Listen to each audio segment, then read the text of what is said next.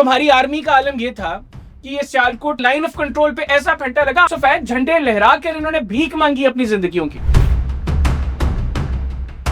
और इनकी फिजाइया वो तो सारी दुनिया जानती है। उस्मान भाई 7 मनो मट्टी तले दफन थे और बकिया 29 राफेल ये 300 किलोमीटर दूर ले गए थे। जनरल अनिल चौहान ने ब्लूमबर्ग को इंटरव्यू देते हुए कहा, और फिर हमने सीखा अपनी गलतियों से, वो यही था, आप कैसे घटिया अप्रोच के साथ अपनी मिलिट्री को लीड कर रहे हैं कि आप ड्यूरिंग वॉर कह रहे हैं कि हम अपनी गलतियों से सीख रहे थे। फेक अकाउंट से वो एक ट्वीट करते हैं और फिर वो जिस तरह की वो रिपोर्टिंग करते हैं उसके ऊपर मजाक केस रिपोर्टिंग। आपके नजदीक इंडियन मीडिया में सबसे ज्यादा शर्मनाक किरदार कौन है? सिर्फ इंडियन मीडिया नहीं, ओवरऑल पूरी दुनिया में मैं समझता हूँ सबसे घटिया किरदार अर्नब गोस्वामी। उसने मुझे बताया कि हैदर भाई आज के प्रोग्राम में मेजर गौरव आर्या जो है ये इसको टास्क मिला हुआ है कि आपको इसने स्नैप करना है। फिर एक ऐसी स्टेज आई, वो मुझे जो है उसने एक लूज बॉल दी, उस पर मैंने उसकी ठुकाई शुरू की। मेजर गौरव आर्या जो है ये भी इसी तरह का एक घटिया कैरेक्टर है। आपको पता है कि इसका शारीरिक शोषण भी हुआ है। ठीक है, जिस वक्त ये इंडियन आर्मी में था। आप मेरी बात पे यकीन ना करें, आप गूगल करें, इसका शारीरिक शोषण हुआ है। उसके बाद ये सिंगर बनने की भी कोशिश करता रहे। हम जिस मर्जी पॉजिटिव अप्रोच के साथ उनसे गुफ्तगू करें, हमारा दुश्मन इस कदर घटिया है वो हमारे वजूद को तस्लीम करने को तैयार नहीं है। ये अर्नब गोस्वामी, ये रूबिका लियाकत, ये अंजना ओम कश्यप, ये चित्रा त्रिपाठी और मेजर गौरव आर्या, समरपाल तूर, जीडी बख्शी, ऐसे घटिया बेगैरतों को लाकर आपने इंडियन मीडिया पर बैठा। विक्रांत विक्रांत विक्रांत कुछ नहीं है। जिस वक्त विक्रांत पाकिस्तान के खिलाफ इस्तेमाल होने के लिए पाकिस्तानी पानियों की तरफ बढ़ेगा, वो समंदर बर्द होगा। टॉक शो में फील्ड मार्शल आसिम मुनीर के हवाले से कोई गुफ्तगू, ये खौफ है इनको? खौफ है ये, इनको ख्वाब में भी फील्ड मार्शल आसिम मुनीर आते हैं, ये सो नहीं पाते। उनके चैनल्स पे मैंने मल्टीपल टाइम्स कहा है कि इनके यहाँ तो कोई खूबसूरत बच्चा पैदा हो जाए ना तो वो कहते हैं ये भी ISI ने किया है। अस्सलाम वालेकुम, आप देख रहे हैं अनफुल पाकिस्तान और मैं रुखशान मीर। नाज़रीन, चंद रोज कबल भारतीय chief of the army staff Upendra Dwivedi ने यह स्टेटमेंट दिया कि पाकिस्तान के खिलाफ ऑपरेशन सिंदूर 2.0 लॉन्च करने जा रहे हैं। अभी ऑपरेशन सिंदूर की सुबकी का सामना करना पड़ रहा है और उसके बावजूद तैयारी भारतीय आर्मी कर रही है कि पाकिस्तान के खिलाफ ऑपरेशन सिंदूर 2.0 लॉन्च किया जाएगा। और अगर आप गुज़श्ता चंद दिनों के दौरान भारतीय टीवी चैनल्स की रिपोर्टिंग मुलाहिजा करें, पाकिस्तान के खिलाफ जहर आलूद प्रोपेगेंडा मुलाहिजा करें, तो ये मालूम होता है कि इस वक्त भारतीय टीवी एंकर्स को पाकिस्तान के अलावा और कोई मौजू नहीं हासिल और पाकिस्तान के खिलाफ हर्जा सराई के सिवा उनके पास कोई भी कंटेंट नहीं है। आज के पॉडकास्ट में हमारे मेहमान हैं हैदर हयात खान, जो कि हमारे कोलीग हैं, सीनियर जर्नलिस्ट हैं और इंडियन टीवी चैनल्स पर बतौर जर्नलिस्ट ये शिरकत करते हैं। अक्सर इनके कुछ वीडियो क्लिप्स भी हैं, वो वायरल होते हैं। बहुत शुक्रिया हैदर आपके कीमती वक्त का। सबसे पहले तो ये बताएं कि आप इंडियन चैनल्स पर जाते हैं एक डिबेट के लिए, लेकिन डिबेट तो पीछे रह जाती है और फिर गालम गलूच और बहुत ज़्यादा इस तरह की गुफ्तगू का आगाज़ हो जाता है। अभी मालूम है कि इसके पीछे पहल इंडिया की तरफ से की जाती है और उनके जो डिफेंस एनालिस्ट हैं, वहाँ पर जो एंकर्स हैं, जो रिपोर्टर्स हैं, वो तो तैयार बैठे होते हैं कि हम चीखना चिल्लाना शुरू करें और वन साइडेड जो है वो प्रोग्राम जो है उसको चलाया जाए। आप जब शिरकत करते हैं और फिर जब मामलात ये हीटेड डिबेट होती है, इसके पीछे क्या लगता है आपको, क्या वजूहात है? बिस्मिल्लाहिर्रहमानिर्रहीम। बहुत शुक्रिया रुखसान भाई, जिस तरह आपने खुद कहा कि इनिशिएट वो करते हैं और समटाइम्स तो मैंने ऐसा फील किया, एक दो दफ़ा तो मुझे खैर उनके लोगों ने बताया भी कि ये प्लानिंग के साथ इन्होंने किया है। मुझे याद है मेरा एक मेजर गौरव आर्या के साथ एक जो क्लैश था वो बड़ा वायरल हुआ, जिसमें गालियों का तबादला दोनों तरफ से हुआ। उससे प्रोग्राम से पहले मुझे जिस कोऑर्डिनेटर ने अप्रोच किया वो काफ़ी अरसे से मेरे साथ कांटेक्ट में था। उसने मुझे बताया कि हैदर भाई आज के प्रोग्राम में मेजर गौरव आर्या जो है ये इसको टास्क मिला हुआ है कि आपको इसने स्नैप करना है। तो मैंने प्रोग्राम के आगाज़ में ये जहन बनाया हुआ था कि मैंने जो मर्जी ये शख्स कर ले हरकत, मैंने आज इसको भरपूर जवाब दे के जाना है। बस वही प्रोग्राम के आगाज़ में मुझे अंदाज़ा हो गया, जिस तरह की वो गुफ्तगू कर रहा था और जिस वक्त मैं बोलना शुरू करता था तो उनका एंकर नहीं, गौरव आर्या जो है वो मुझे काउंटर करने की कोशिश करता था। फिर एक ऐसी स्टेज आई, वो मुझे जो है उसने एक लूज बॉल दी, उस पर मैंने उसकी ठुकाई शुरू की और उसने पाकिस्तान को गाली निकालना शुरू कर। जब पाकिस्तान को गाली निकली, अब इंडियन चैनल पर बैठकर मैं तो बर्दाश्त नहीं करता कि मेरे मुल्क को मेरा एक दुश्मन जो है वो गाली निकाले। तो फिर अब चूंकि मैं चैनल पर बैठ के उसके मुंह पर थप्पड़ तो मार नहीं सकता था, तो उसको उसकी जबान में जवाब दिया। ये एक कहानी है। होता क्या है, जब उनके पास कोई आर्ग्यूमेंट नहीं बचती, जब वो अपनी किसी बात को दलील के साथ साबित नहीं कर पाते, तो फिर वो इसी तरह की गुफ्तगू करते हैं। वो साइडों पे लेके जाते हैं चीज़ों को। कभी जनरल बख्शी मुझे कह देगा कि तुम जो है ह्यूज मार्जिन से ओवरवेट हो। अब मसला डिस्कस हो रहा है यहाँ पर। उस वक्त मुझे याद है जिस वक्त ये वाला क्लिप था, जिस प्रोग्राम में ये सारी गुफ्तगू हुई अर्नब गोस्वामी के, उस वक्त चीज़ें डिस्कस हो रही थी। ये जो सरकरीक में इन्होंने एक मिलिट्री एक्सरसाइज शुरू की थी, और फिर एक त्रिशूल के नाम से इन्होंने एक मिलिट्री एक्सरसाइज शुरू किया। मसला टॉपिक है त्रिशूल, और उसमें जनरल बख्शी साहब मुझे कह रहे हैं कि आप ह्यूज मार्जिन से ओवरवेट है। सिमिलरली जिस वक्त ये गौरव आर्या मुझे कह रहा है, उस वक्त अफगानिस्तान के साथ हम गुफ्तगू कर, अफगानिस्तान के मौजू के ऊपर हमारी बहस चल रही है। फिर एक मरतबा पाकिस्तान और इंडिया के न्यूक्लियर प्रोग्राम को हम डिस्कस कर रहे थे। तो जब कोई चीज़ नहीं इनके पास आती मुझे काउंटर करने के लिए, तो ये इस तरह की कुछ उर्ली फेंक देते हैं। कभी कोई वेट के ऊपर कमेंट कर दिया, या अदरवाइज पाकिस्तान को गाली निकाल दी, मुझे कुछ बुरा भला कह दिया, तो वो इनिशिएट करते हैं। मुझे अब तकरीबन 5-6 साल हो गए इंडियन चैनल्स पे जाते हुए। 3-4 साल जो आगाज के थे, उसमें मैंने कोशिश की कि मेरी तरफ से पॉजिटिव चीजें जानी चाहिए। वो जो अंदाज उनका है, मैं उस अंदाज में जाकर उनको जवाब ना दूं। और मैं मतलब बाय नेचर भी मैं ऐसा शख्स नहीं हूं, ना मुझे लड़ाई पसंद है, ना मुझे इस तरह ऊंची आवाज में बोलना को बहुत अच्छा लगता है। लेकिन उन 3-4 सालों में मैंने ये महसूस किया, मजबूर इतना कर दिया जाता है शो में। अच्छा नहीं, वो तो आपके अपने ऊपर डिपेंड करता है। लेकिन मैंने 3-4 सालों में ये जो है, मैं इस कंक्लूजन पे पहुंचा कि हम जिस मर्जी पॉजिटिव अप्रोच के साथ उनसे गुफ्तगू करें, हमारा दुश्मन इस कदर घटिया है, वो हमारे वजूद को तस्लीम करने को तैयार नहीं है। आप क्या पॉजिटिव उससे आप एक्सपेक्ट करेंगे, पॉजिटिविटी अपने आप को लेकर, जो आपके वजूद को तस्लीम करने को तैयार नहीं है, जिसको आपके होने से तकलीफ है, तो वो आपको लेकर कभी पॉजिटिव नहीं हो सकता। ये जब 3-4 सालों में मैंने इस चीज को रियलाइज किया, फिर मीनवाइल मैंने इंडियन मीडिया पे जाना भी छोड़ दिया। उस दौरान मैंने ये सोचा कि ये यहां पर मैं गलत हूं, या मेरे जो दोस्त पाकिस्तान से रिप्रेजेंट करते हैं, हम यहां पर गलत है कि हम उनको उनकी जबान में स्नब नहीं कर रहे। और वो क्या समझते हैं कि जब वो हमारे साथ ऊंची आवाज में बोलते हैं या इस तरह की गुफ्तगू करते हैं, और हम लोग आगे से डिसेंसी के साथ चुप कर जाते हैं, तो उनको लगता है कि उन्होंने हम पे चढ़ाई कर दी है। पिछले साल जब पहलगाम का वाकया हुआ 22 अप्रैल को, 24 अप्रैल की बात है, मुझे एक इंडियन चैनल से उन्होंने अप्रोच किया, TV9 से। वो फर्स्ट डे था जब मैंने सोचा कि नहीं, अब इनको इन्हीं की जबान में स्नब करना है। और फिर उस दिन से जो सिलसिला शुरू हुआ, फिर मैंने कहा कि नहीं, अब फायदा कोई नहीं है पॉजिटिवली इनके साथ आगे चलने का। अच्छा, इंडियन टीवी स्क्रीन पर निहायत ही मज़हक़ा खेज किरदार मौजूद है, और इस तरह की रिपोर्टिंग हम तो देखते हैं यूट्यूब और दीगर प्लेटफॉर्म्स पर, यानी जिसका हकीकत से कोई ताल्लुक ही नहीं, वो पेश की जा रही होती है मेन स्ट्रीम टीवी चैनल्स पर। आप चूंकि अपीयर होते हैं, आपके नजदीक इंडियन मीडिया में सबसे ज्यादा शर्मनाक किरदार कौन है? अर्नब गोस्वामी के अलावा कौन सा हो सकता है?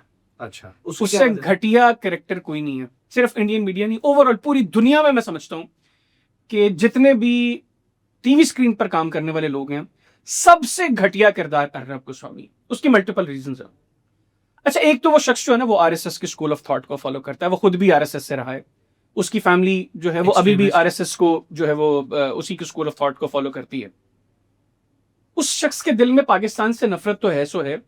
वो तो हर, मैं समझता हूं कि इस वक्त जो उनके मेन स्ट्रीम चैनल्स पे जो लोग मौजूद हैं, मेजॉरिटी वही है जिनके दिलों में पाकिस्तान को लेकर नफरत है।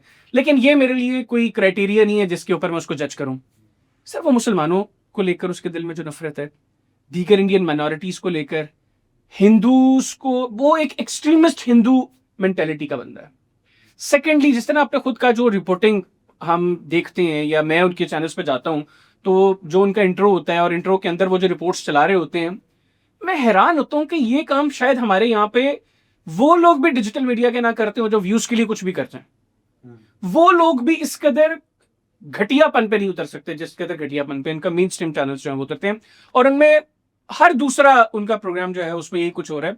लेकिन अर्नब के प्रोग्राम में मैं समझता हूँ उसने ना with the passage of time उसके अंदर जो स्किल, जो आर्ट है ना, ये प्रोपेगेंडा की, और जो आर्ट है चीजों को मैनिपुलेट करने की, और जो आर्ट है उसकी गुफ्तगू के अंदर नफरत की, वो उसको एक इनफरादी हैसियत उसको मिल गई।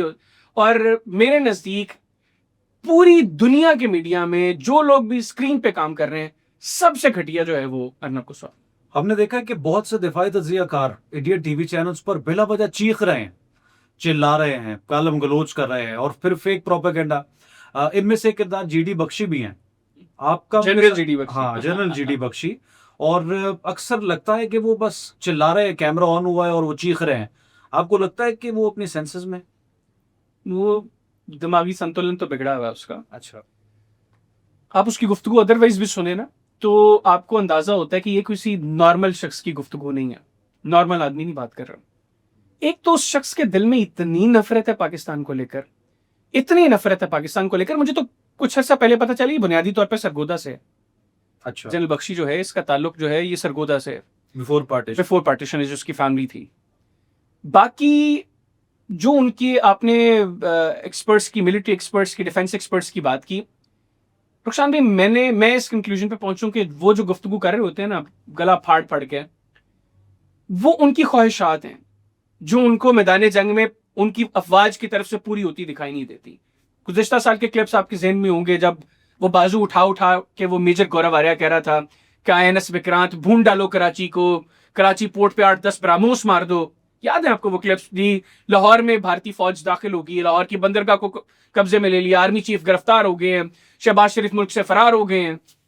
ये सारी उनकी ख्वाहिशात हैं। अब प्रैक्टिकली उन्होंने देख लिया कि ये पॉसिबल नहीं है। उन्होंने कहा जी ग्राउंड फोर्सेस हमारी लाहौर में दाखिल हो गई हैं।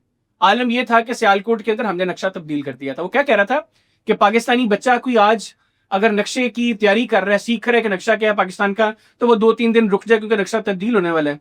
तो नक्शा तो हमने तब्दील कर दिया, उनकी ख्वाहिश थी। अब वो नहीं कर सके तो अब गला फाड़ फाड़ के अपनी ख्वाहिशात का इजहार करते हैं। फिर उन्होंने कहा जी INS विक्रांत भून डालो कराची को, और भूनी हमने 26 मिलिट्री इंस्टॉलेशन। तो उन्होंने कहा जी हम अददी बर्तरी है जी, हम बहुत बड़ा न्यूमेरिक, हमारे नंबर्स बहुत बड़े हैं, हमारी फौज पाकिस्तान से बड़ी है, हमारी फिजाइया जो है वो पाकिस्तान से दुगनी से भी बड़ी है, हमारी नेवी 3 गुना बड़ी है। तुम्हारी नेवी को तो जरूरत नहीं हुई कि वो 1 किलोमीटर भी पाकिस्तानी पानियों की तरफ बढ़ सके। तुम्हारी आर्मी का आलम यह था कि ये सियालकोट वाली साइड पे तो बिलखुसूस ऐसा फेंटा लगा इनको, ये लाइन ऑफ कंट्रोल पे ऐसा फेंटा लगा, सर सफेद झंडे लहरा कर इन्होंने भीख मांगी अपनी जिंदगियों की। और इनकी फिजाइया वो तो सर सारी दुनिया जानती है रुखसान भाई। 7 मनो मट्टी तले दफन थे, और बकिया 29 राफेल प्लस जो दीगर इनके जहाज थे, कुछ मिराजेस छोड़ के, ये 300 किलोमीटर दूर ले गए थे, क्योंकि इनको खौफ था कि 7 तारीख को, और 7 तारीख को हमारे पास चांस भी था, हम चाहते तो इनकी पूरी फिजाइया को मनो मट्टी तले दफन कर देते, तहस नहस कर देते इनकी फिजाइया को। हमने बहुत मेच्योर रिस्पॉन्स दिया। तो वो जो गला फाड़ फाड़ के बातें करते हैं ना, ये उनकी ख्वाहिशात हैं, फ्रस्ट्रेशन है, और ये वो बातें जो इंडियंस भी सुनना चाह रहे थे, क्योंकि उनको हकीकतन लगता था कि गुज़िश्ता 11-12 साल में जब से ये घटिया बेगैरत भारत में बरसर इक़्तिदार आया ये शैतान, तो इसने जो मंजन बेचा कि हम तो पाकिस्तान को आइसोलेट कर दिया हमने, उनको लगता था उन्होंने कर दिया है। वो कहते थे कि हमारा दिफा बड़ा मजबूत हो गया, क्योंकि अरबों डॉलर्स पाकिस्तान से उनका हर डिफेंस बजट एटलीस्ट 10 टाइम्स जो है वो बड़ा होता था। तो उनको लगता था कि हकीकतन उन्होंने अपने दिफा को इस कदर मजबूत कर लिया कि पाकिस्तान तो मैटर ही नहीं करता। ये एक आम इंडियन की अप्रोच थी। लेकिन जब उन्होंने मैदानी जंग में देखा कि हम एग्रेसर हैं, हमने हमला किया, और हमारे साथ जहाज अगले आधे घंटे के अंदर वो जमीन बोस हो गए हुए थे। हम लोगों ने 7 तारीख को, और ये उस वक्त के उनके chief of defence staff general Anil Chauhan ने ब्लूमबर्ग को इंटरव्यू देते हुए कहा कि हमने उसके बाद अपनी फोर्सेस ग्राउंड की, और फिर हमने सीखा अपनी गलतियों से। वो यही था। और मैदान जंग में ऐसा नहीं होता, ये सारी चीजें पीस टाइम की होती हैं, ये प्रेपरेशंस। आप कैसी घटिया अप्रोच के साथ अपनी मिलिट्री को लीड कर रहे हैं कि आप ड्यूरिंग वॉर कह रहे हैं कि हम अपनी गलतियों से सीख रहे थे। ये प्रेपरेशंस पीस टाइम की होती हैं। तो ये उन्होंने खुद एक्नॉलेज किया। फिर नेवी की भी औकात देख ली। विक्रांत विक्रांत विक्रांत कुछ नहीं है। हमारे भी यहाँ पे कुछ एक्सपर्ट्स उठते हैं, वो कहते हैं हो इंडिया के पास तो INS विक्रांत है, क्या है, क्या कर लेगा विक्रांत से। आजकल जिस तरीके से जंगें लड़ी जाती है, विक्रांत जो है वो सिर्फ एक लाइबिलिटी है, वो कभी इस्तेमाल नहीं करेंगे पाकिस्तान के खिलाफ। उनको पता है कि जिस वक्त विक्रांत पाकिस्तान के खिलाफ इस्तेमाल होने के लिए पाकिस्तानी पानियों की तरफ बढ़ेगा, वो समंदर बर्द होगा, वो कभी इस्तेमाल नहीं करेंगे। तो ये जो गुफ्तगू की उन्होंने, और फिर हमारे भी कुछ लोग जो हैं वो सोचे समझे बगैर उनके नैरेटिव को बेचना शुरू कर देते हैं। उनको भी शायद अंदाजा नहीं है। वो मैंने तो फ्रस्ट्रेशन फील की थी उनकी गुफ्तगू में। वो जो बाजू उठा उठा के रुक जाओ, ये जो मेजर गौरव आ रहे, वो दिनेश कह रहा था का सामना करना एग्जैक्टली। तो वो सारी चीजें अब भारत में भी मुझे तो अच्छी चीज ये लगी शिकस्त हमने भारत को दी और उससे खौफ के बुत भारत में टूटे। वो लोग जो 11 साल से उस झूठ के मंजन का शिकार हुए हुए थे, जिनको बेचता था गोदी मीडिया, मोदी का टाउट बना हुआ था, वो लोग बोलना शुरू हो गए। और पिछले 1 साल में मैं देख रहा हूं कि भारत में बहुत से ऐसे लोग जो 11-12 साल से खामोश थे या 3-4 माह बाद एक छोटी सी स्टेटमेंट दे देते थे, उन्होंने फ्रीक्वेंटली इंडियन मिलिट्री की चीजों को क्रिटिसाइज करना शुरू किया और मोदी को क्रिटिसाइज करना शुरू किया। अच्छा, आपने कहा हैदर हयात खान के मुताबिक तो जो सबसे शर्मनाक किरदार है इंडियन मीडिया का वो अर्नब गोस्वामी है। ये मेजर गौरव आर्या नामी जो यूट्यूबर है या सोशल मीडिया पर कंटेंट बना रहा है, ये क्यों इतना ऑब्सेस्ड है? और आप देखें कि हर वीडियो में फील्ड मार्शल आसिम मुनीर के हवाले से कोई ना कोई गुफ्तगू, हर टॉक शो में फील्ड मार्शल आसिम मुनीर के हवाले से कोई गुफ्तगू। ये खौफ है इनको? खौफ है ये इनको। ख्वाब में भी फील्ड मार्शल आसिम मुनीर आते हैं, ये सो नहीं पाते क्योंकि इस कदर खौफ है इनको पाकिस्तान से। और अदरवाइज ये हर चीज को ब्लेम करते हैं कि जी पाकिस्तान ने किया। मैं तो कहता हूं, इनके चैनल्स पे मैंने मल्टीपल टाइम्स कहा है कि इनके यहाँ तो कोई खूबसूरत बच्चा पैदा हो जाए ना तो वो कहते हैं ये भी आईएसआई ने किया है। तो वो मेजर गौरव आर्या जो है, ये भी इसी तरह का एक घटिया कैरेक्टर है। एक चीज पे मैं उसका फैन हूं, प्रोपेगेंडा बहुत अच्छा करता है। प्रोपेगेंडा मेजर गौरव आर्या बहुत अच्छा करता है, लेकिन अदरवाइज इसने मल्टीपल चीजें ट्राई की और उसमें एंड पे आके ये चीज इसकी चलना शुरू हुई। आपको पता है कि इसका शारीरिक शोषण भी हुआ है ठीक है। तो उसके बाद ये सिंगर बनने की भी कोशिश करता रहे। अच्छा, इसने गाना भी गाया, उसकी वीडियो भी रिलीज की। तो ये ना बतौर एक इंडियन आर्मी के ऑफिसर ये कामयाब रहा, ना बतौर सिंगर ये कामयाब रहा। फिर इसने ये भी कोशिश की कि मुझे इंडिया से बाहर कोई अपॉर्चुनिटी मिले। शारीरिक शोषण वाली जो आपने खबर दी है, ये एग्जैक्ट खबर? सर एग्जैक्टली ये शारीरिक, आप गूगल करें, आप मेरी बात पे यकीन ना करें, आप गूगल करें। अच्छा। इसका शारीरिक शोषण हुआ है। अदरवाइज ये अप्रोच आपको लगता है किसी नॉर्मल आदमी जिस वक्त ये इंडियन आर्मी में था। अच्छा। और ये आप गूगल करें, ये मैं कोई हवाई तीर ये नहीं छोड़ा मैंने, मैं आपको सही बात बता रहा हूं। दूसरा मैंने आपको बताया ये बतौर सिंगर भी नाकाम हुआ। फिर इसने कोशिश की कि मैं इंडिया से बाहर जाकर काम करूं और मुझे कुछ इंडियंस ने कांटेक्ट किया, मैं नाम नहीं लूंगा क्योंकि मुझे उस शख्स ने मना किया कि हैदर भी अगर आपने ये कुछ मालूमात आपने बताए तो एग्जैक्टली पता लग जाएगा कि इसने मुझसे कहा है। मेजर समरपाल तूर, एक मेजर गौरव आर्या, इन दो लोगों ने, वो बंदा यूरोप में बिजनेस करता है, बिजनेस का काम करता है और आर्म्स से रिलेटेड, ये असलहे से रिलेटेड उसका काम है।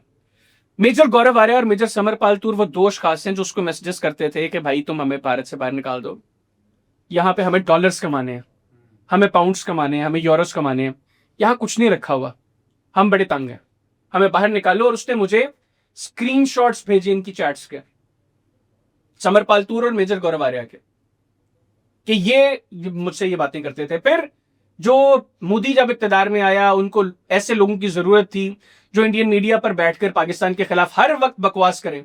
तो उसमें फिर उन्होंने ग्रेजुअली जो सेम वॉइसेस थी इंडियन मीडिया की, जो बहुत अच्छे, मतलब पाकिस्तान से मोहब्बत नहीं थी उनको, मेरे लिए उनको अच्छे या बुरे जज करने का क्राइटेरिया ये नहीं है, लेकिन एटलीस्ट वो इश्यूज के ऊपर बात कर रहे थे। रवीश कुमार, आपके अभिसार शर्मा जैसे लोग, इनको आपने निकाल दिया, बाहर कर दिया।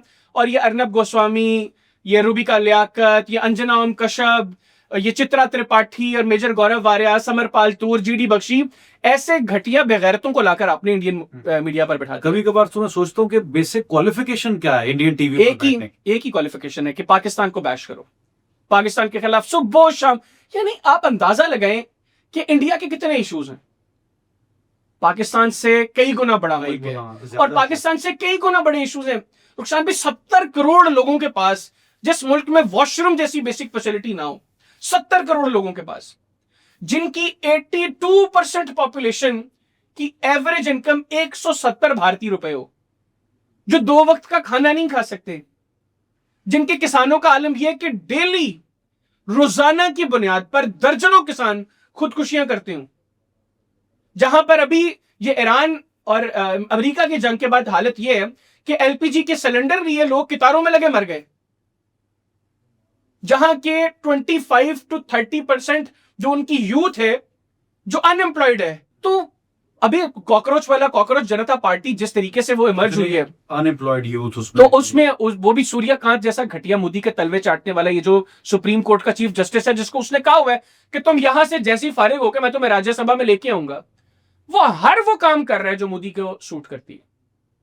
हर वो हरकत जिसमें ऑपोजिशन को स्नब किया जाए, मोदी, अब तुम्हें जरूरत क्या थी कि तुम बिला वजह एक रिमार्क पास कर दो जी के ये जो लोग उठते हैं, ये नौजवान जो बेरोजगार हैं, ये कॉकरोच, क्या जरूरत? मतलब तुम सुप्रीम कोर्ट के चीफ जस्टिस हो, तुम्हारा फर्ज बनता है कि तुम अपनी हुकूमत को डायरेक्शंस दो, को फैसला करो कि भाई इनकी एम्प्लॉयमेंट के लिए कुछ करो, ये स्टेट की रिस्पॉन्सिबिलिटी है, तुम उनको कॉकरोचेस कह रहे हो।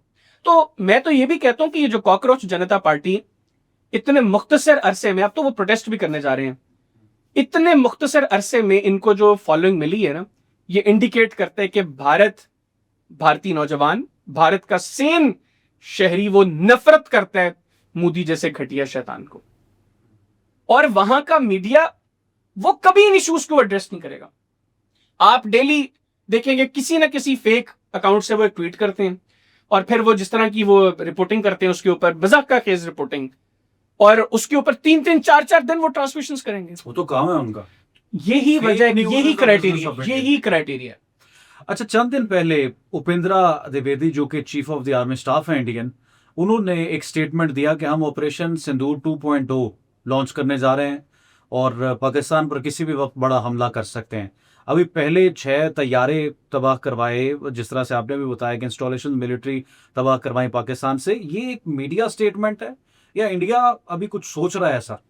अच्छा, उपेंद्र द्विवेदी जो है ना, ये भी बुनियादी तौर पर आरएसएस के स्कूल ऑफ थॉट को फॉलो करता है, और ये इंडियंस की बात कर रहा हूं मैं खुद नहीं कोई इन्फॉर्मेशन दे रहा, इंडियंस ये कहते हैं जो सेन इंडियंस हैं, कि ये शख्स कभी वो स्टेटमेंट नहीं देगा जो मोदी के या आरएसएस के नैरेटिव से हटके हो, क्योंकि इसकी अप्रोच भी वही है। ये कट्टर हिंदू है और वो एक्सट्रीमिस्ट अप्रोच वाला, वो ही सारा। अभी देखें जो नया सीडीएस है, जो ये सुब्रमणी, जो जनरल सुब्रमणी, ये भी वही कुछ है। इसकी तो एक सर्टन, मुझे अब एग्जैक्टली याद नहीं है कि कर्नल टू ब्रिगेडियर या मेजर टू कर्नल, इसकी प्रमोशन इस बुनियाद पर हुई थी कि इसके दिल में मुसलमानों के लिए नफरत बहुत ज्यादा थी। मतलब this was one of the reasons.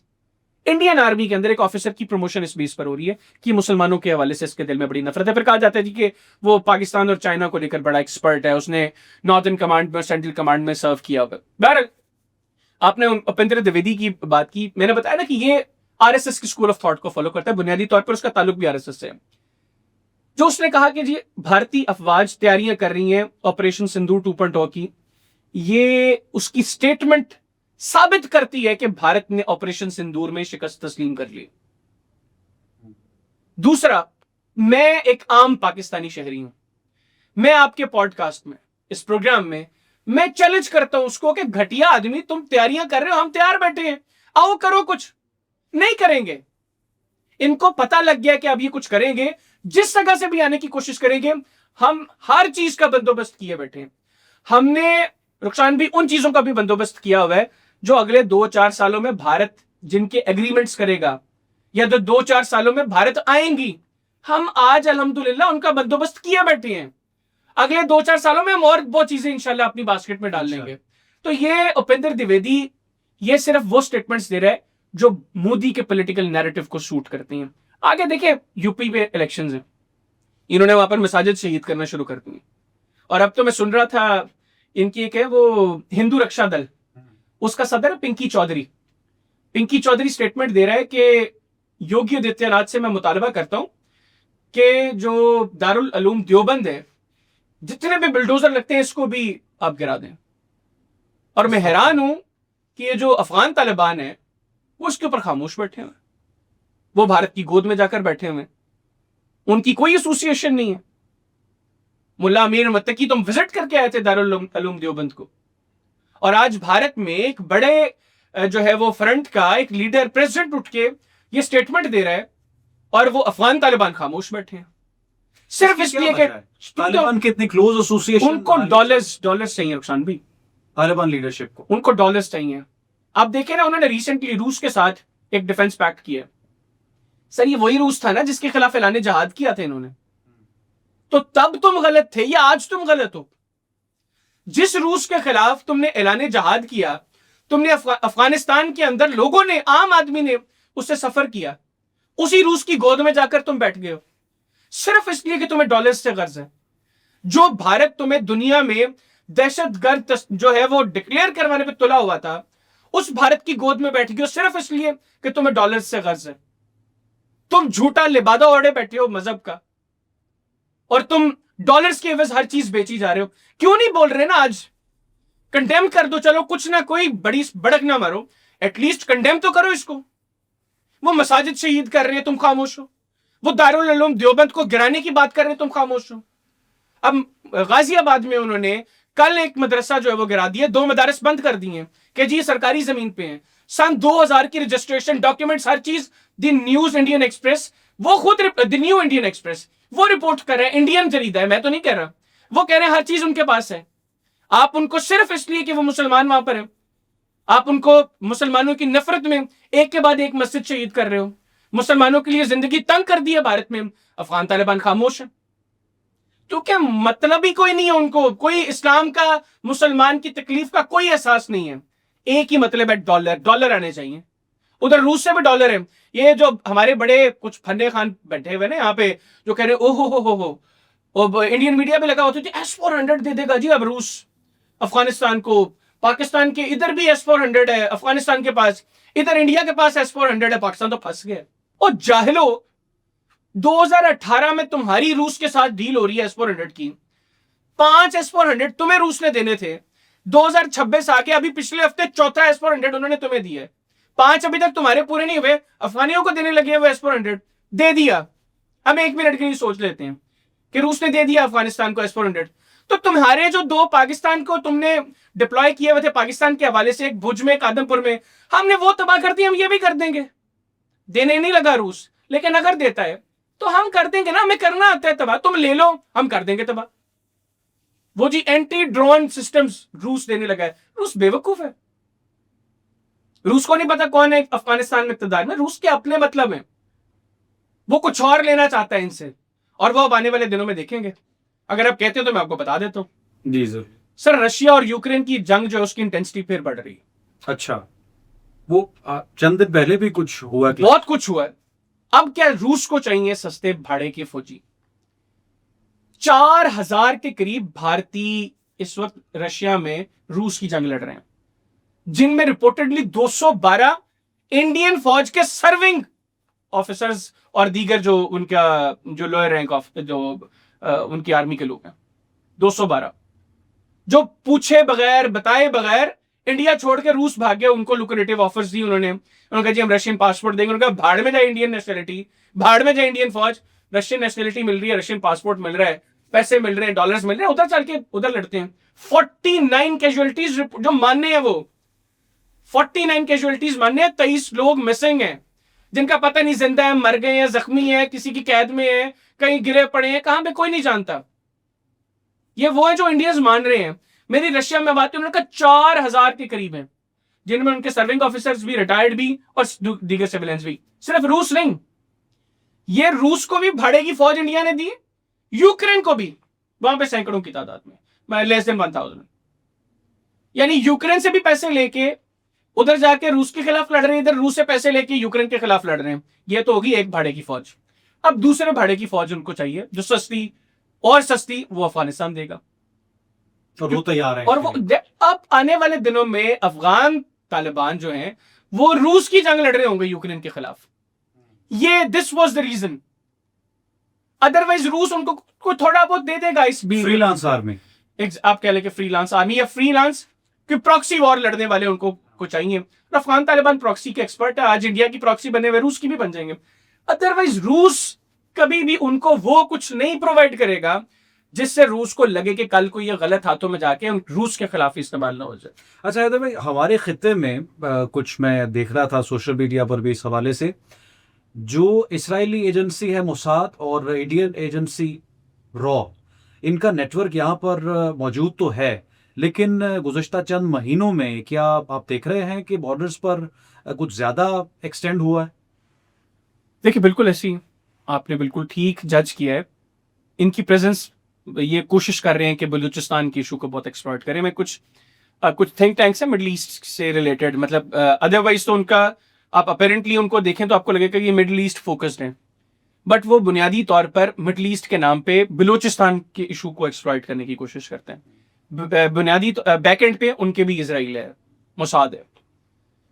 अब यहाँ पे जो उनकी प्रेजेंस की 2-3 रीजंस हैं। एक तो उनकी कोशिश थी कि यहाँ पर इस तरह हालात कर दिए जाए कि जिस वक्त ईरान के ऊपर हमला हो अमेरिका और इजराइल का, तो यहां से भी वो किसी तरीके से ईरानियों को तंग कर सके। आपको याद है कि जिस वक्त 28 फरवरी को ईरान पर इनिशियल अटैक्स हुए हैं, उससे पहले जनवरी के आखिरी हफ्ते में गालिबन 31 जनवरी को बलूचिस्तान के मुख्तलिफ शहरों में बहुत बड़े अटैक्स हुए थे। 12 या 16 शहरों में एक ही वक्त में अटैक्स हुए थे। बिल्कुल। वो जो अब समझ में आ रही हैं चीजें कि शायद उसकी रीजन ये थी कि इतने मैसिव स्केल पे अटैक्स किए जाएं और उसके बाद वहां पे हालात कशीदा, और उसका फायदा कल को जब इजराइल और अमेरिका मिलकर ईरान पर हमला करें तो उसका फायदा वहां पर हो। जो पाकिस्तान की आर्म फोर्सेस ने अल्हम्दुलिल्लाह सारे अटैक्स जो हैं उनको नाकाम बनाया, और फिर उसके बाद एग्रेसिवली ठुकाई की, एक के बदले 10 उनके मारे। और आज भी अप्रोच यही है। अफगान तालिबान को भी समझाया कि भाई बंदे के पुत्र बनो, इंसान बनो। तुमसे तकाजा क्या कर रहे हैं कि वो दहशतगर्द जो अफगान सरजमीन को पाकिस्तान के खिलाफ इस्तेमाल कर रहे हैं हमारे हवाले कर दो। वो नहीं करना हमारे हवाले, खुद गिरफ्तार करो, कार्रवाई करो उनके खिलाफ। ये सबूत हैं, ये लोकेशंस हैं। अफगान तालिबान ने उनके खिलाफ कार्रवाई करने की बजाय उनको सपोर्ट किया, उनको फैसिलिटेट किया, उनको जो है वो पनाह दी।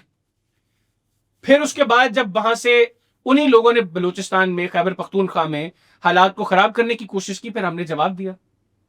और हमारे कुछ लोग कह रहे हैं जी कि क्यों हम जी उनके साथ बातचीत क्यों नहीं कर रहे? भाई कितनी बातचीत करनी है आपने? आप चाहते हो कि आपके मजीद सिविलियंस को, आपके मिलिट्री के लोगों को वो शहीद करते रहे आपके? No no no no no जी, अफगानिस्तान के साथ अच्छे होने चाहिए, अच्छे ताल्लुकात, लेकिन ये ख्वाहिश भी दोनों तरफ से होनी चाहिए। और हमारी जो मुल्क की जंग है वो अफगान अवाम के खिलाफ तो है नहीं। हम अभी भी मिलियंस ऑफ अफगानिस को होस्ट कर रहे हैं, हमने सालों किया है। हमको बहुत बड़ी इकोनॉमी तो नहीं थे, अपना पेट काट के उनको होस्ट किया है, अभी भी कर रहे हैं। हमारी जंग है उस जहन के खिलाफ, वो घटिया अप्रोच जो इस वक्त काबुल में इक्तदार में, उसके खिलाफ जंग है, उसी की ठुकाई कर रहे हैं। तो ये जो हमारे यहां पर कुछ दोस्त बैठे हैं उनको भी समझना चाहिए। बाकी मोसाद और रॉ अब तो उन्होंने ओपनली मानना शुरू कर दिया ना। रॉ तो मानती है इस चीज को, गौरव आर्या तो 2014-15 से लगा हुआ है कि भारत को अपने बजट में से एक बड़ा चंक रखना चाहिए। बलूचिस्तान के अंदर जो चंद लोग हैं जो भारतीय नैरेटिव को सपोर्ट कर रहे हैं, उनको हर तरह की एड प्रोवाइड की जाए। अभी उनके कुछ डिफेंस एक्सपर्ट्स, मैंने आज ही सुना बल्कि उसने कहा जी कि इंडिया मैसिवली उनको एड प्रोवाइड कर रहा है। और इंडिया का जो डिफेंस बजट है रुखसान भी, दैट इज अराउंड $85 बिलियन। आप बिलीव करेंगे कि अराउंड $20 बिलियन वो प्रॉक्सी वॉर पे पाकिस्तान के खिलाफ उन्होंने सेपरेट सीक्रेट बजट रखा हुआ है, जो वो टीटीपी को दे रहे हैं, जो वो अफगान तालिबान को दे रहे हैं, जो वो BLA जैसी दहशतगर्द तंजीमों को दे रहे हैं। तो मकसद क्या है कि उन्होंने मैदान जंग में देख लिया कि हमारा मुकाबला नहीं कर सकते, तो हमारे जो सिविलियंस हैं आप उनको टारगेट करें। ठीक है ना, बड़ी तादाद में अफगानी यहाँ पर मौजूद हैं। हमें तकलीफ होती है जब हम देखते हैं उनके जाने के मनाजर, जिस तरीके से वो जाते हैं, लेकिन हमारे पास और कोई हल नहीं है। वो लोग यहां पर बैठकर ह्यूमन इंटेलिजेंस प्रोवाइड करते हैं, वो बताते हैं भाई इधर मारो, इधर आके कार्रवाई करो। तो हम फिर मरने दें अपने लोगों को कि आओ जी आओ, हम यहां पे धमाका करो, हमारे लोगों को शहीद करो, इधर फायरिंग करो, हमारे लोगों को शहीद कर दो, या तो हम ये इजाजत दे दें। अदरवाइज फिर हमें उनके खिलाफ कार्रवाई करना होगी, वो हम कर रहे हैं और हमें करनी भी चाहिए। बहुत शुक्रिया हैदर हयात खान, आप हमारे पॉडकास्ट में तशरीफ लाए। नाज़रीन, गुफ्तगू आप सुन रहे थे और बिल्कुल दुरुस्त बात है कि हालिया चंद सालों में जो इंडियन मीडिया है उसका वाहिद फोकस यूँ दिखाई देता है कि पाकिस्तान के खिलाफ बकना है, और बहुत से ऐसे एंकर्स इंडिया में इस वक्त मौजूद हैं जो मुसलसल फेक न्यूज़ फैला रहे हैं। आपके इस हवाले से जो राय है कमेंट सेक्शन में ज़रूर आगाह कीजिए। रुखसान मीर को दें। अनफोल्ड पाकिस्तान से इजाज़त, दोबारा हाजिर होंगे। अल्लाह हाफ़िज़।